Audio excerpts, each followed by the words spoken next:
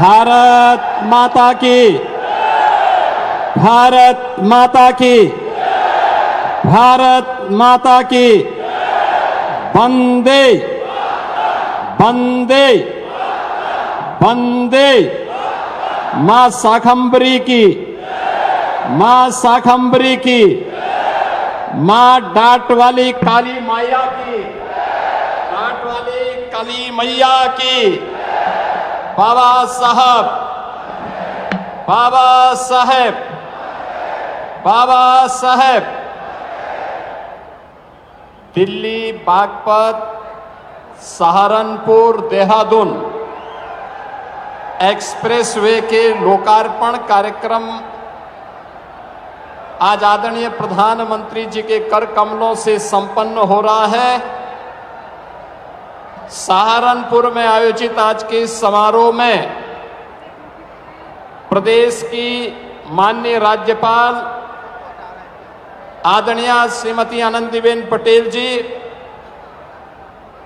उत्तर प्रदेश सरकार में मंत्रिमंडल के मेरे सहयोगी उप मुख्यमंत्री द्वय श्री केशव प्रसाद मौर्य जी, श्री ब्रजेश पाठक जी, भारतीय जनता पार्टी के कर्मठ प्रदेश अध्यक्ष केंद्रीय मंत्री श्री पंकज चौधरी जी,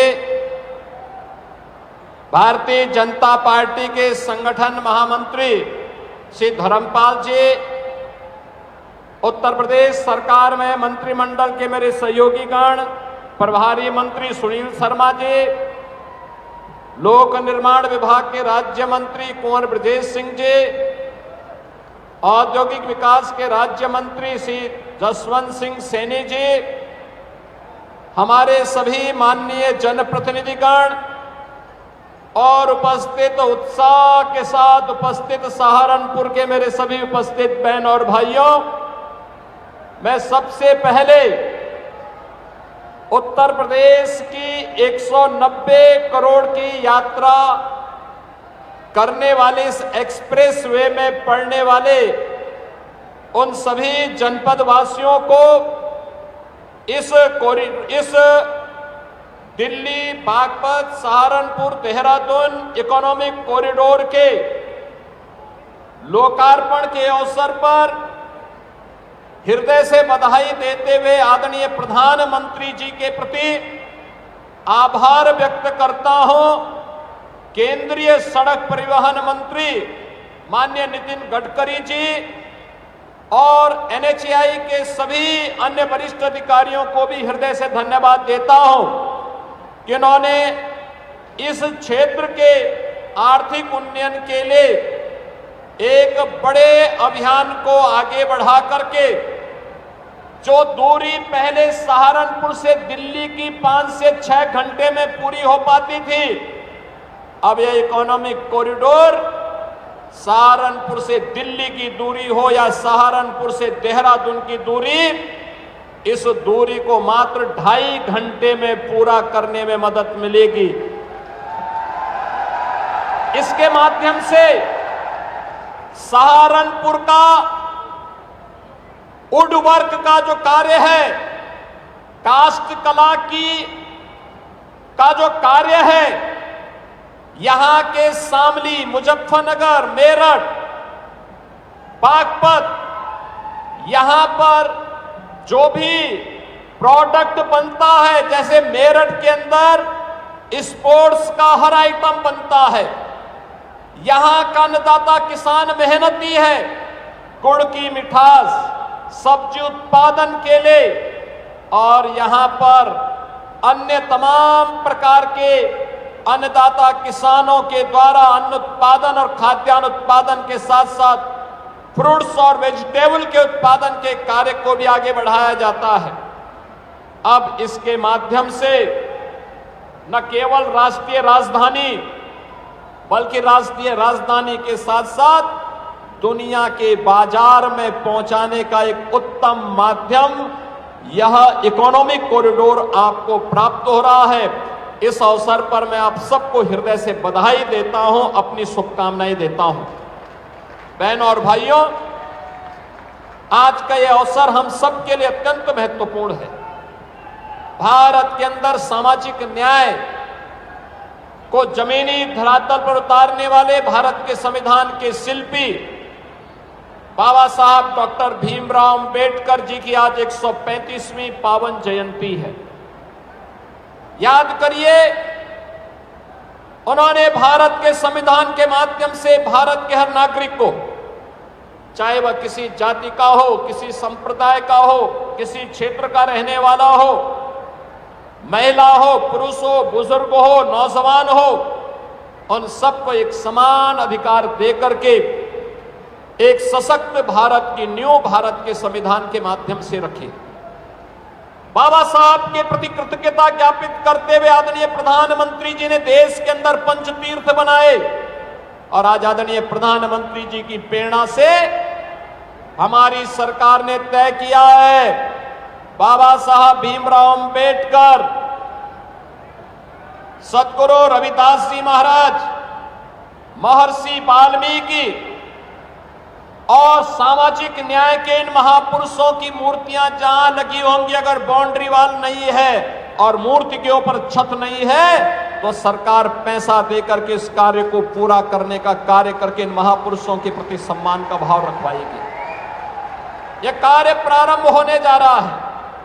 बहनों और भाइयों, यह सम्मान आने वाली पीढ़ी को एक सूत्र में जोड़ करके प्रधानमंत्री जी के एक भारत श्रेष्ठ भारत के अभियान को आगे बढ़ाता है। आज उत्तर प्रदेश सुरक्षा का, सुशासन का, इंफ्रास्ट्रक्चर का, रोजगार का और इन्वेस्टमेंट का एक नया केंद्र बनकर के उभरा है।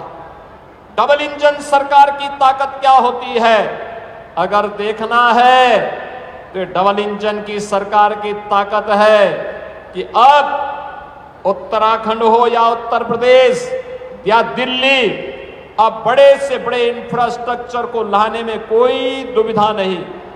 अब सहारनपुर में अपना विश्वविद्यालय मां शाकंभरी के नाम पर बन गया है। सरसावा में सिविल टर्मिनल बन रहा है, एयरपोर्ट बन रहा है।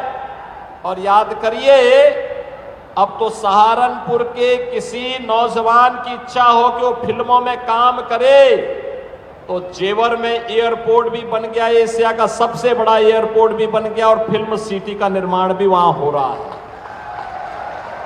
यह भी एक नया क्षेत्र है कला के लिए, कलाकारों के लिए, नौजवानों के लिए अपनी प्रतिभा को समाज के सामने प्रस्तुत करने का एक माध्यम है।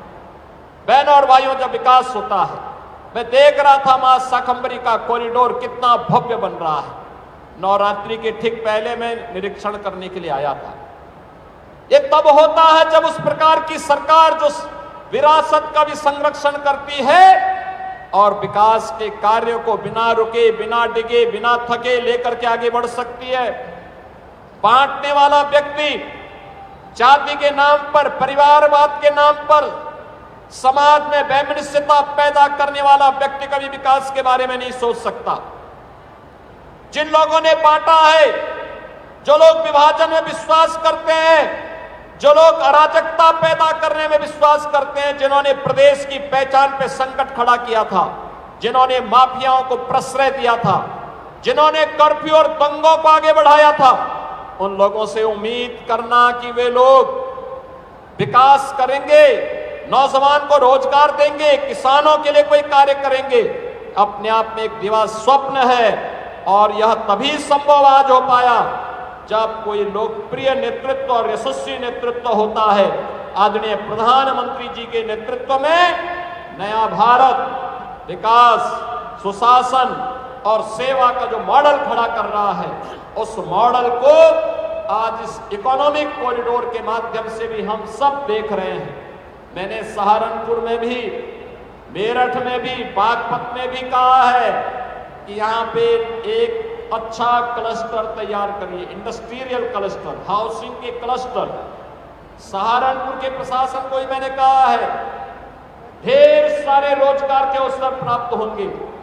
यहाँ के किसानों के उत्पाद को न केवल देश की राजधानी लखनऊ, देश की राजधानी दिल्ली में बल्कि यहां से गंगा एक्सप्रेसवे को जोड़ने और गंगा एक्सप्रेसवे के माध्यम से उसे लखनऊ तक पहुंचाने में और वैश्विक बाजार तक पहुंचाने में मदद मिलेगी। हमारे अन्नदाता किसानों को ज्यादा दाम मिलेगा।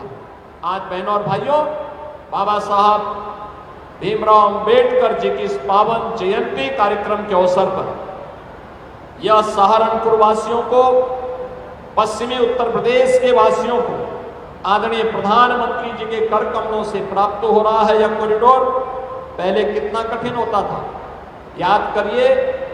डाट काली मां के स्थान से जुड़ा हुआ जब उत्तराखंड में हम लोग घुसते थे, रोड ब्लॉक हो जाती थी, बरसात के दिनों में पूरा आवागमन बंद हो जाता था, देहरादून के लोग इधर नहीं आ पाते थे और सहारनपुर के लोग या फिर अन्य जनपदों के लोग इस मार्ग से देहरादून नहीं पहुंच पाते थे, उन्हें हरिद्वार वाले मार्ग का शरण लेना पड़ता था। और इसीलिए आज प्रधानमंत्री जी के प्रति आभार व्यक्त करने के लिए हम सब यहाँ पर एकत्र हुए हैं। मैं आप सबको इस बात के लिए धन्यवाद दूंगा कि सुबह से ही आप सभी में उत्साह है। आपने जोरदार तरीके से प्रधानमंत्री जी का स्वागत भी किया और प्रधानमंत्री जी का संबोधन सुनने के लिए आप सब यहाँ पर बैठे हुए हैं। मेरी आप सबसे अपील होगी, जब तक प्रधानमंत्री जी का भाषण पूरा नहीं होता तब तक आप लोग अपनी जगह में बैठ करके प्रधानमंत्री जी का भाषण सुनेंगे। इस विश्वास के साथ विकास की रफ्तार और विरासत का संरक्षण, ये डबल इंजन सरकार बिना रुके, बिना डगे, बिना थके निरंतर आगे बढ़ाती रहेगी। आप सबको मैं एक बार फिर से इस इकोनॉमिक कॉरिडोर के लिए हृदय से बधाई देता हूं। आदरणीय प्रधानमंत्री जी और राष्ट्रीय राजमार्ग मंत्रालय को हृदय से धन्यवाद देते हुए, अपनी वाणी को विराम देते हुए आप सबसे कहूंगा, मेरे साथ बोलेंगे जय